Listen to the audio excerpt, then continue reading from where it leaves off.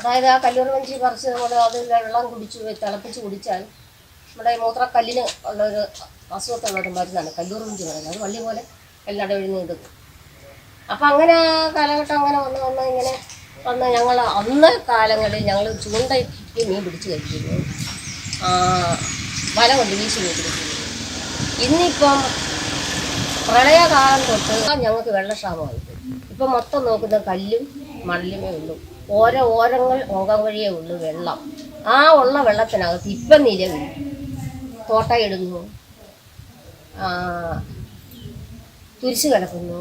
ഇങ്ങനെ കലക്കി വരുമ്പോൾ മീൻ ഇവർക്ക് കിട്ടുന്ന മുടുത്ത മീനുകളെല്ലാം ഇവർ പറക്കിക്കൊണ്ട് പോകുന്നു. കൊച്ചു മീൻ വരുന്നത് വെള്ളത്തിന് മുകളിൽ പൊങ്ങിക്കിടന്ന് വെയിൽ നോക്കുന്നത് അത് പഴുത്ത് ചീഞ്ഞ് വെള്ളത്തിനോട് അലിഞ്ഞു ചേരുമ്പോൾ ആ വെള്ളം അശുദ്ധികേടാകുന്നു.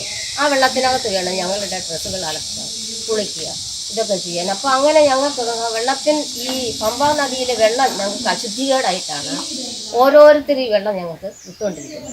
ഇട്ടത്തോട് മാത്രമല്ല, ഇങ്ങനെ പോകുമ്പോൾ പല ഏറിയയും ഉണ്ട് പമ്പയാറിലെ വെള്ളം പോകുന്നത്.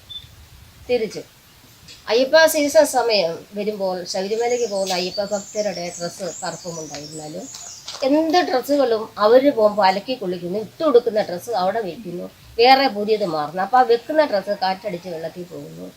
അപ്പം വെള്ളം അശുദ്ധികളാകുന്നു. ഇങ്ങനെ ഒഴുകി വരുന്നു, വഞ്ചി വഴിയെല്ലാം തങ്ങിയിരിക്കുന്നു. ഇങ്ങനെയൊക്കെ വന്നപ്പോഴത്തേന് ഞങ്ങൾ ഇടിച്ചിൽ ഫോറസ്റ്റുകാർക്ക് ഞങ്ങളൊരു നിവേദനം കൊടുത്തു. അവരംഗീകരിച്ചു. അംഗീകരിച്ച് കഴിഞ്ഞപ്പോഴത്തേന് കമ്പിക്ക് വലയിട്ടു, നെറ്റ് പോലെ വലയിട്ട് കഴിഞ്ഞപ്പോഴത്തേന് ആ നെറ്റിനിടയിൽ വന്ന് ഡ്രസ്സെല്ലാം വന്ന് തങ്ങിയിരിക്കും. ജോലിക്കാരെ നിർത്തി.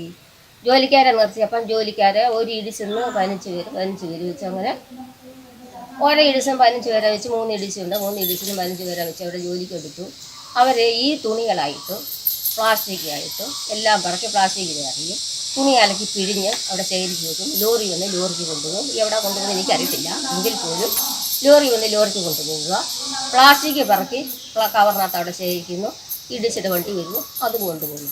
അങ്ങനെ വരുന്നത് കൊണ്ട് ഇപ്പം പമ്പ നല്ലൊരു പമ്പയാക്കി എടുത്ത് അട്ടത്തോട്ടിലെ കുടുംബശ്രീ EDC ഇല്ലേ, ഈ പെണ്ണുങ്ങളായ സ്ത്രീകളായ ജനങ്ങൾ ഇറങ്ങി ഇത് കാര്യങ്ങളിലേക്ക് മുമ്പോട്ട് നീക്കം ചെയ്തപ്പോൾ പമ്പ നല്ല വൃത്തിയായി. 6 വൃത്തിയായി. പക്ഷേങ്കിൽ 6 വൃത്തിയായതേ ഉള്ളൂ. ഞങ്ങൾക്ക് കുടിവെള്ളം അതില്ല, ക്ഷാമമാണ്. ഈ ആറിനി അവിടെ തടലോ വെള്ളമോ കിട്ടണമെങ്കിൽ 6 തീരത്തൂടെ മരവൃക്ഷത്തൈ കുഴിച്ച് വെച്ച് പിടിപ്പിച്ചെങ്കിൽ മാത്രമേ അവിടെ തണലായി മരത്തിൻ്റെ നീര് വെള്ളിക്കൂടെ ഇറങ്ങി അവിടെ തണലായി വരുമ്പോൾ മണ്ണ് അവിടെ നിൽക്കും. വെള്ളം വരുന്ന മഴ പെയ്ത് വരുന്ന വെള്ളം അവിടെ നിൽക്കും. അങ്ങനെയൊക്കെ സംഭവിക്കണമെങ്കിൽ മരവൃക്ഷ തൈ 6ൻ്റെ 2 സൈഡും വന്നെങ്കിൽ മാത്രമേ അവിടെ മണ്ണ് നിൽക്കത്തുള്ളൂ. രണ്ടാമത്, ഞങ്ങൾക്കിവിടെ അട്ടത്തോട്ട് കുടിവെള്ളമില്ല. ആ കുടിവെള്ളം കിട്ടാൻ വേണ്ടി ഞങ്ങൾക്കിവിടെ നിലവിലുള്ള ഒരു മെമ്പറിന് വേണ്ടിയിട്ട് ഞങ്ങൾ നിവേദനം കൊടുത്തു. മെമ്പർ പഞ്ചായത്തിൽ കൊടുത്തില്ല. പോസ്റ്റ് ഞങ്ങൾ അങ്ങോട്ടുള്ള പോസ്റ്റും ലൈറ്റില്ല. ഞങ്ങളതിന് നിവേദനം കൊടുത്തു, ലൈറ്റ് ഇട്ട് തന്നില്ല. ഞങ്ങൾ ഒരു ദിവസം രാത്രി പന്തം കുത്തിയൊരു പ്രതിഷേധം അവിടെ നടത്തി. എന്നിട്ട് ഇന്ന് വരെ ഞങ്ങൾക്ക് ലൈറ്റില്ല, വെള്ളമില്ല. കഴിഞ്ഞ മുമ്പത്തെ വർഷം വരെയും ഞങ്ങൾക്ക് കുടിവെള്ളം കൊണ്ട് കിട്ടുമായിരുന്നു. ഇപ്പം 2 വർഷം തൊട്ട് ഇന്ന് വരെ ഞങ്ങൾക്ക് കുടിവെള്ളം കിട്ടുന്നില്ല. ഞങ്ങൾ വെള്ളം വില കൊടുത്ത് വാങ്ങിക്കുന്നു. വെള്ളക്ഷാമമാണ്. അതുകൊണ്ട് എത്രയും അത്യാവശ്യമായിട്ട് ഞങ്ങൾക്ക് അട്ടത്തോട്ടിൽ താമസിക്കുന്ന ആദിവാസികൾക്ക് കുടിവെള്ളം, പോസ്റ്റിന് ലൈറ്റ്, ഞങ്ങൾക്ക് വെളിച്ചം വേണം. ഞങ്ങൾ ആദിവാസികൾ മുൻകാലഘട്ടങ്ങളിൽ ഈ പറയപ്പെട്ട ആദിവാസി വന്ന് ഇവിടെ വനം വെട്ടി തെളിച്ച് അവിടെ ഏക്കർ കണക്കിന് കണ്ടെത്തി ഇട്ടിരുന്നത് കൊണ്ടാണ് ഇപ്പം നിലവിൽ ഓരോരുത്തരും വന്ന് ഞങ്ങളോട് അല്ലെങ്കിൽ മറ്റുള്ള ആദിവാസികളോട് വാങ്ങിച്ച് താമസിക്കുന്നത്. അതുകൊണ്ട് എത്രയും അത്യാവശ്യം ഞങ്ങൾക്ക് വെളിച്ചം വേണം, ഞങ്ങൾക്ക് കുടിവെള്ളം വേണം. പഞ്ചായത്ത് അത് ഏറ്റെടുത്ത് ഞങ്ങൾക്ക് ചെയ്തു തരണം എന്ന് പറഞ്ഞുകൊണ്ട് എൻ്റെ വാക്കുകൾ ഇവിടെ നിർത്തുന്നു. എല്ലാവർക്കും എൻ്റെ നന്ദി കൂട്ടുന്നു.